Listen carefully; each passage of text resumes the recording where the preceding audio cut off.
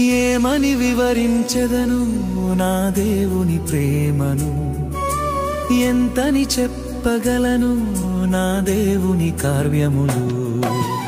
ఏమని వివరించెదను నా దేవుని ప్రేమను, ఎంతని చెప్పగలను నా దేవుని కార్యములు. నీ కృపవర్షమే నాపై కురిపించినావు, నా యందు దయ చూపి నన్ను ఘనపరచినావు.